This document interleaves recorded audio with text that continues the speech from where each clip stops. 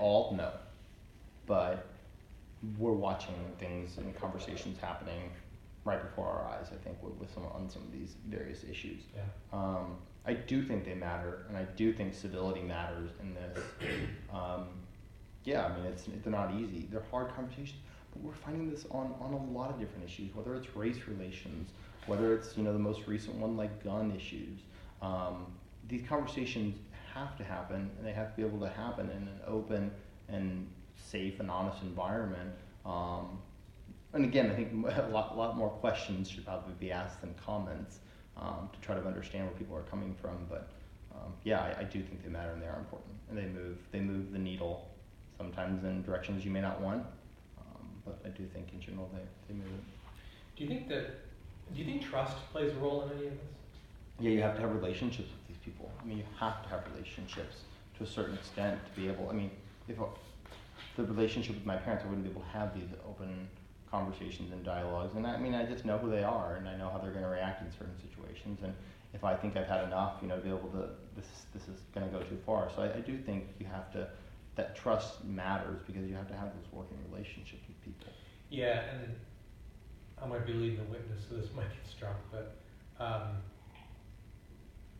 for instance, the gun debate. You have a lot of gun owners who, behind closed doors, would be okay with the banning of high caliber magazines, but they do not trust the motives of the other side. Yeah. And vice versa. I often use the abortion movement. There's a lot of people out there that hate abortions after 20 weeks, but they don't believe that that's the objective of the pro-lifers. The objective is to ban abortion. Yeah. Do you see that in play in general at all?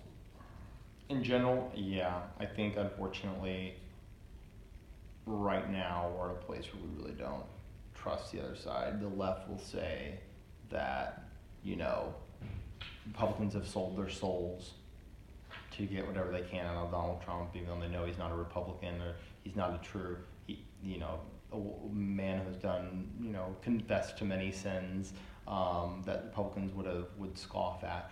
But the right would also say that, the Obama administration was the most left administration we've ever had, and didn't listen to the elected, didn't work with Congress and tried to do everything unilaterally like a king, a dictator.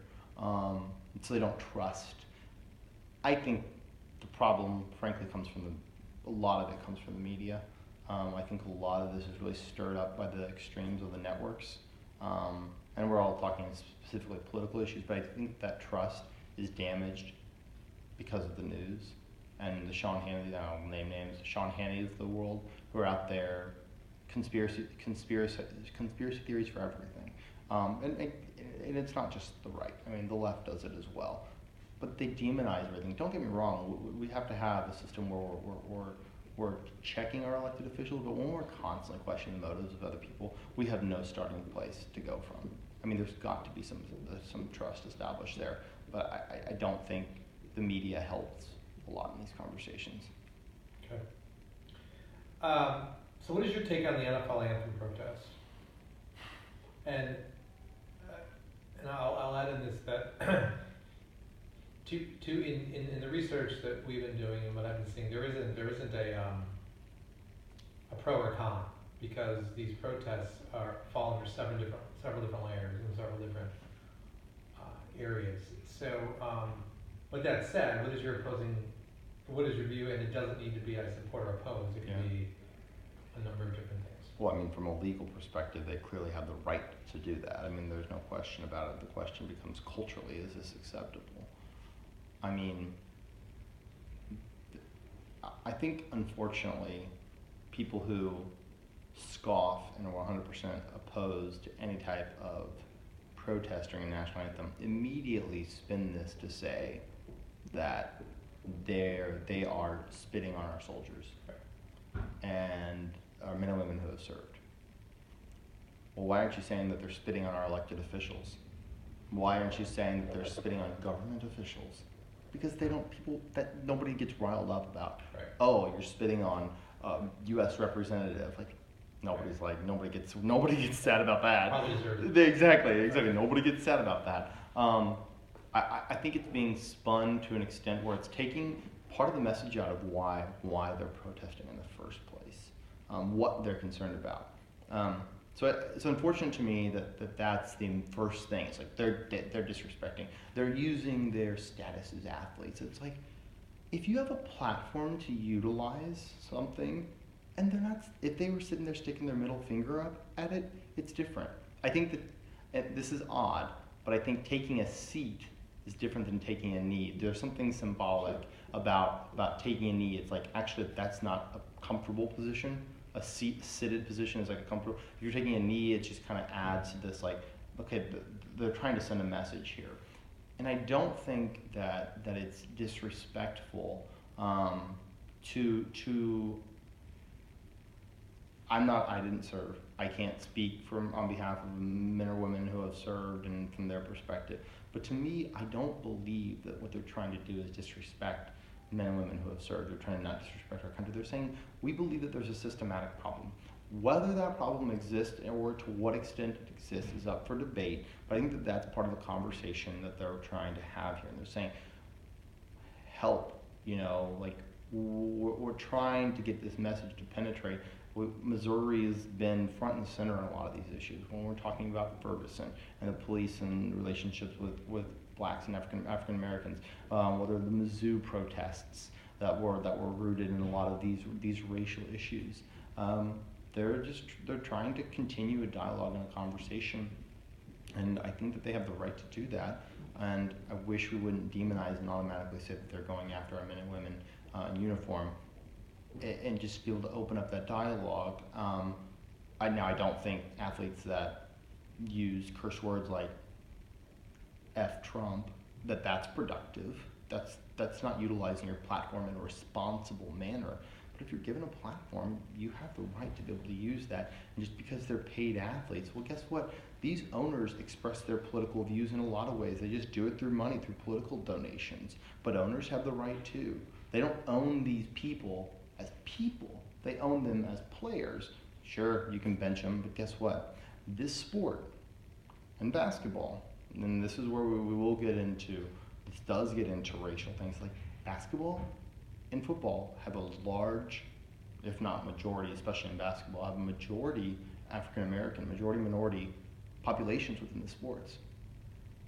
Baseball has a large, doesn't have as many African Americans playing as the other sports, but like I can easily see a lot of people who disagree on this issue, typically my parents who are white like I am, getting riled up, and it's unfortunate to me because I do think that a lot of this is still rooted in the issue of race relations and the lack of understanding each other on this issue.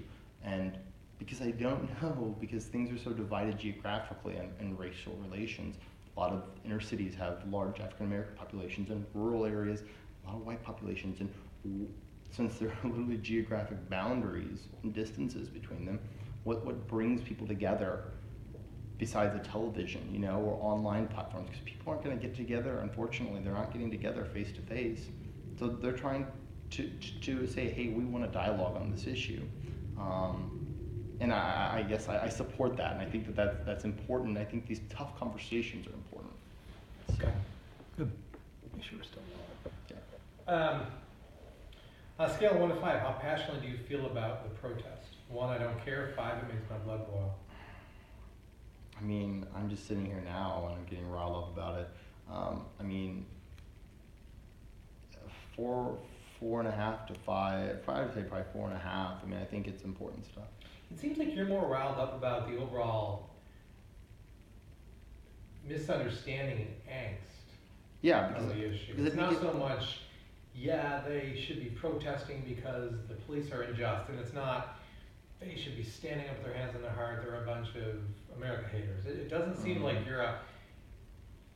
you just seem more, and then this is why when I open it up, people have a lot of opinions on this, but if this was a spray graph on the issues, it would be all over the place. Mm-hmm. You just don't have to, because there's a lot of components. There's a lot of components. I mean, to your point, and I've made this before to people, I don't think it's an effective protest simply because the reason for the protest isn't even understood anymore. If you ask the Yeah. average person on the street, why aren't they standing for the anthem? Well, they're protesting America. No, they're not. They're protesting police. But I would argue that it's the spin of people who disagree with this issue. Because again, Yes, I people, agree with you. people Yeah. can't hold competing thoughts in their minds. To say that I am pro-police, yet I do think we need to have conversations about how police act with African Americans. We all have some level, all is a generalization. Many of us, including myself, have racial biases that I've realized, and frankly, living in Washington, D.C. has helped me see this with what I do with reffing basketball, with just my interactions on public transit. And I'm like, this is good for me because it begins to be able to understand perspectives of other people Everyone has them. and but these are not things that my family is exposed to. These are not things that other people, and I think that what we're doing is when we say the reason they're doing this is because they hate America, I think it's based off of spin and not wanting to have these conversations. But why can't an African American be able to say, you know what, I support law enforcement, but I think we need to hold them accountable? What's wrong with that? What's wrong with saying there are some bad actors? We like to use that terminology all Well, I the think time. the problem is that they aren't saying that. And I think a lot of people would say that that's where the Take a Knee protest went wrong, is because they went from 0 to 100. The Black Lives Matter movement didn't say that. Instead, they made pictures of police officers as pigs and put them in the hallways. Sure, and is that productive? No, but I do think as well as, you know, we've had race relation issues since the beginning of our country, and if we're going to ignore the fact that these still don't exist, then we are fools. I mean, I think and I can't speak on behalf of all, but I would say what I would think where African Americans are coming from is we had the civil rights movement in the 1960s, and we're still having this issue. Like, what is it going to take for us to receive economic equality, to receive just a wide array of different levels of equality? And I think that that the extremists on those views and those portrayals of police, it's to move the needle. I'm too moderate to move the needle I'm too moderate to move the needle extremely one way or another. So some would argue we need people on the extremes to be able to move that needle. Sure.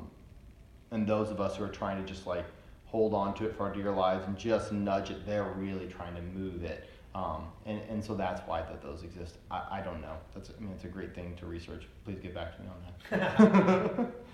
All right, so tell me about the conversation you had with Take a Knee. You've already kind of did, but would you say it was productive or unproductive? That one was. I don't know that there's much movement on that issue with my parents. Well, what was the goal? Was it to change their perspective or decrease their understanding, or understand them? Oh, definitely. I mean, definitely to you said understand them, and what was the one you said right before that? Increase understanding. The increased understanding, I think, definitely, as well as to understand where they're coming from too. But on this issue, like, I know where they're going to come from, and I get their perspective on this. I understand what they're saying. I mean, I just kind of have to watch Fox News to get what their opinions are. Sure. But I do think it's also increased their awareness. I don't expect to move them on this issue. Did you feel valued in the conversation? Validated, listened to? In general, yes. Yeah. How did you communicate that you valued the other's perspective? How did you communicate that you valued your parents' perspective? Were there things that you said or did, or just your overall approach or demeanor that made them feel valued in the conversation? Yeah, I mean, it's all done via phone since we live away from each other. But, you know, it's just like, you know, I typically try to say things like, I hear you, you know, generic stuff like that to, you know, make sure I get what you're saying, you know, but I don't, especially if I know it's something